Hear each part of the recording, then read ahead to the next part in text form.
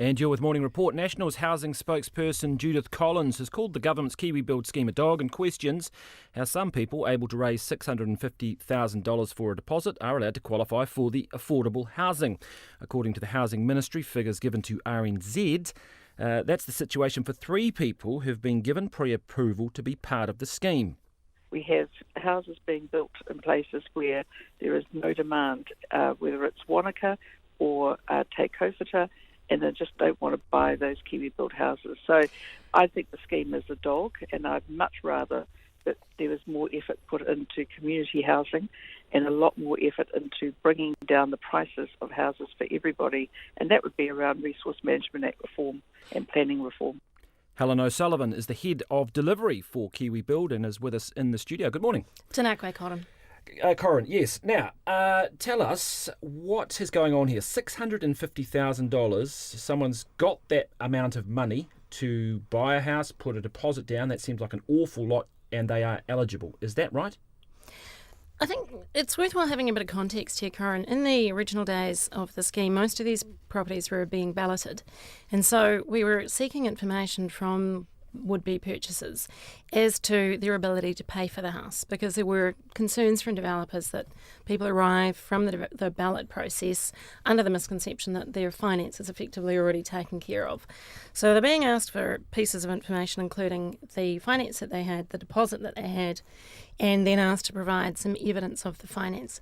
There is no asset test for the KiwiBuild eligibility program, so we don't actually need to collect that information. That lack of an eligibility test mirrors the same requirements that we had for the special housing areas and for the Access Welcome Home series. Okay. So the bottom line is, it doesn't matter if you're a millionaire or a squillionaire. If your income is your income and it's within the threshold, under the 180,000 for the couple, it's fine. You can get a KiwiBuild home. You are eligible to purchase a KiwiBuild home, that's correct, unless you're a second chancer, and that reflects the same eligibility criteria as for the special housing area scheme. Is there any concern that perhaps means testing is needed, given that? I think one of the things that's worth considering here is, to continue with the context, it does also appear some of this information is based on data entry errors.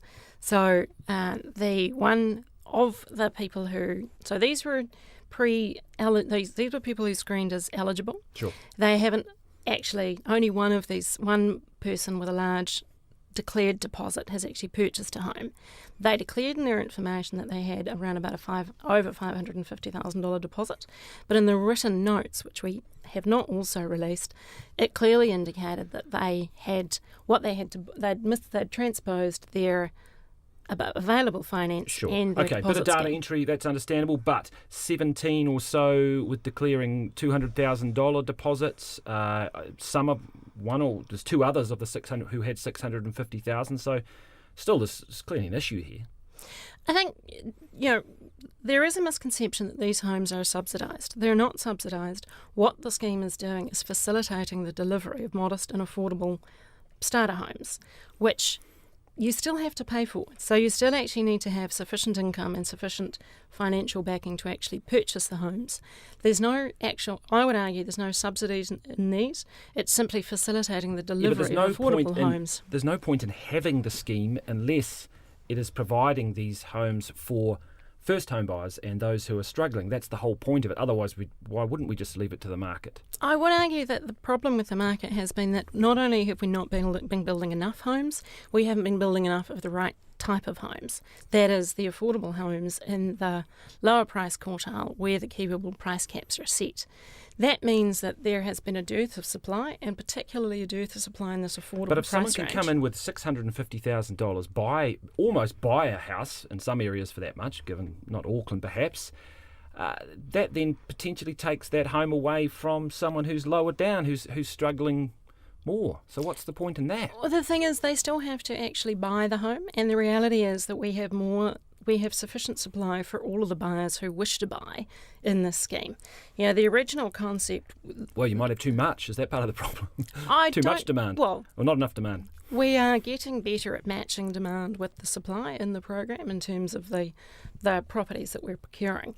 The reality is it is still a complicated and difficult process for first home buyers to purchase, and introducing that additional step of requiring people to provide their finance information did actually make this much more difficult. So is it okay for it's fine if a parents, family to give people money or make their own loans to people if that's fine within the scheme? You don't need to change the rules here. I don't believe so. The reality is parents have been helping children to buy homes for a really long time. I personally was assisted into my first home by my folks, and I think so were they.